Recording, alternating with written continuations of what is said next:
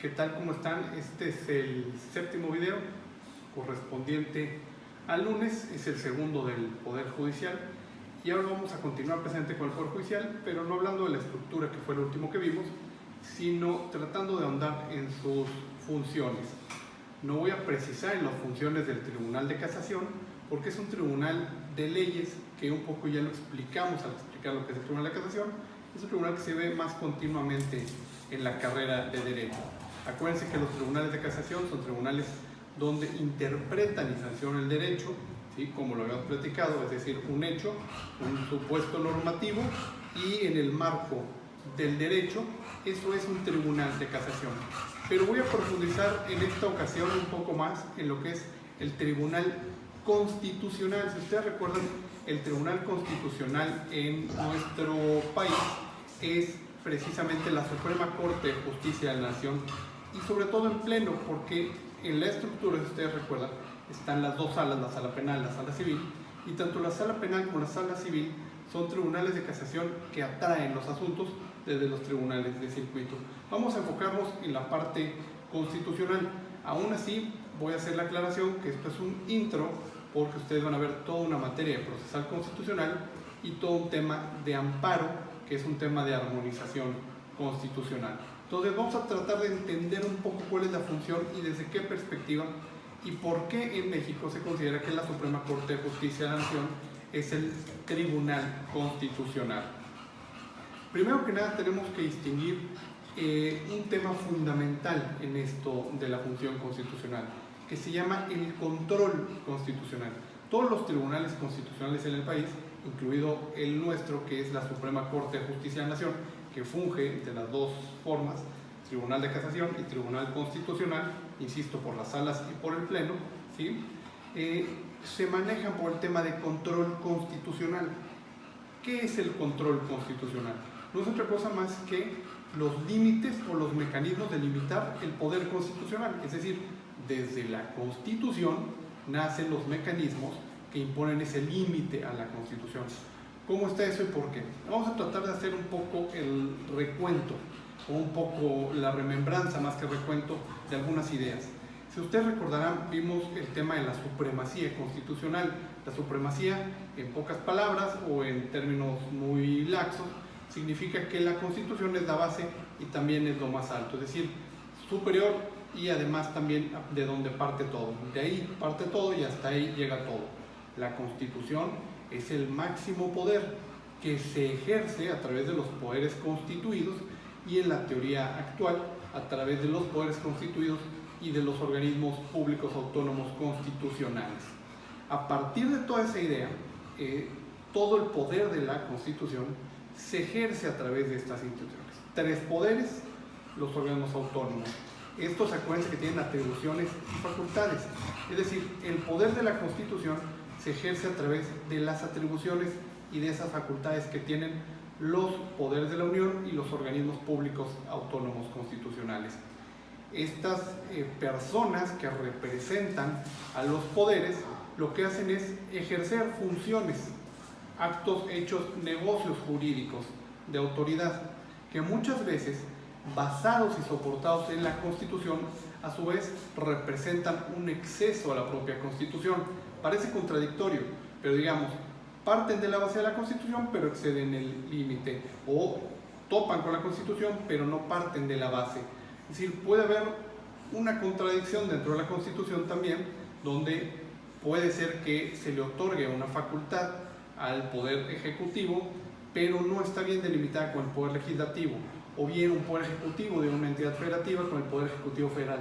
Es decir, la propia Constitución, al momento de ser base y ser supremo, precisamente también representa algunas contradicciones, y este es finalmente el choque del mismo poder, es el poder de la Constitución.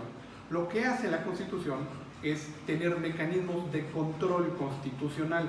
En nuestro caso está en el artículo 105, yo los invito a que lo lean, que le den una ojeada. Poco a poco van a tener la oportunidad de irlo desarrollando en procesal constitucional. Ahorita no se claven mucho en los mecanismos que tiene México, vamos a entender primero qué es el control constitucional. Entonces les decía, el control constitucional es el límite al poder de la Constitución que la propia Constitución impone. ¿Para qué? Para que no se exceda en esa autoridad o en esa potestad máxima que tiene la Constitución, por conducto, por supuesto, a las atribuciones y facultades que ejercen los poderes o los organismos autónomos, ¿sí? Y hay dos formas de entender el control constitucional. Una es el control constitucional concentrado y otra es el control constitucional difuso. Traté de hacer un poco aquí algo de un esquema, un esqueleto, para que vayamos tratando de entender paso por paso los temas. Les platico de control concentrado y control difuso. Es muy fácil de entender la distinción entre estos dos. El control concentrado refiere a que un solo órgano atrae todos los mecanismos para poder controlar los excesos de ese poder constitucional que se ejerce a través de las atribuciones y facultades. Uno solo, ¿sí? El control difuso es que todo el ente, todo el aparato del Poder Judicial, es decir, cualquier juez, puede generar mecanismos y atraer mecanismos para controlar el poder de la Constitución.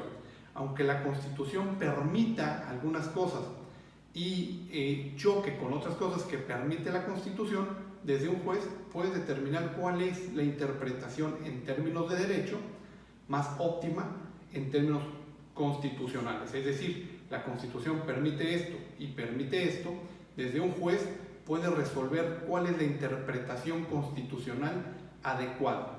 En nuestro caso, en México, tenemos un control concentrado de la Constitución. Es un solo órgano, el Pleno de la Suprema Corte de Justicia de la Nación, la que ejerce esa determinación.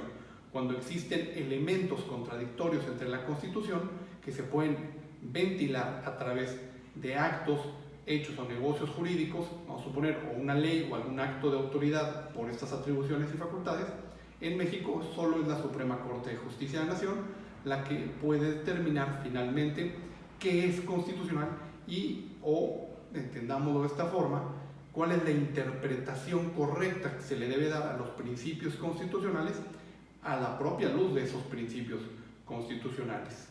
Cuando es difuso, cualquier juez lo hace y determina cuál es la interpretación constitucional. En los sistemas anglosajones, por ejemplo, se utiliza mucho esta determinación del control difuso. Todos los jueces son de una u otra forma mecanismos de control constitucional.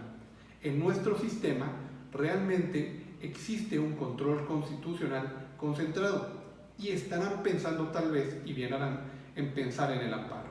Ojo, el amparo no es un mecanismo de control constitucional, es un mecanismo de armonización constitucional. Son dos cosas distintas. Están muy de la mano, van, digamos, pegadas con la misma concepción. Finalmente, son límites al poder constitucional, solo que el control constitucional es un límite que la Constitución impone al poder de la Constitución. La armonización constitucional es un esqueleto o mecanismo para que toda acción de autoridad esté armonizada, esté conforme a la Constitución. Es decir, que los hechos, que los actos estén conforme a la Constitución. Si esas determinaciones precisas no están conforme a la Constitución, se acude ante un juez de amparo específicamente y se atiende precisamente que ese hecho o ese acto está o no está conforme a la Constitución. Si no está, se ampara, pero no se le nombra inconstitucional a toda una norma, a toda una serie o todo un conjunto de actos o hechos. Simplemente te dice lo que hizo esta autoridad no está armonizado, no está conforme a la Constitución, que lo haga conforme a la Constitución y lo puede seguir haciendo. La diferencia entre el control y la armonización es que el control pretende imponer un límite a la propia Constitución a través de la óptica de la Constitución, y la armonización lo que pretende es sujetar todos los hechos a los principios constitucionales. En Estados Unidos, por ejemplo, que también tienen un mecanismo similar, el habeas corpus, lo que hace este sistema de habeas corpus es que toda decisión judicial, toda decisión de autoridad, siga siempre los principios constitucionales. Si no se siguió el principio constitucional, tienes derecho a un juicio de habeas corpus. En México, si una autoridad no siguió un principio constitucional, una norma constitucional, tienes derecho a un juicio de amparo. Y el juez lo que dirá es, este hecho no se apega a la Constitución, tiene que apegarse a la Constitución. La autoridad tendrá que volver a hacer el acto bien apegado a la Constitución, ¿sí? Es decir, lo tendrá que ser bien y apegado a la Constitución, perdón. Pero son dos mecanismos. La armonización pretende que todo hecho esté acorde a la Constitución. El control es el límite que la Constitución impone a la propia Constitución. Trataremos de irlo entendiendo un poco más.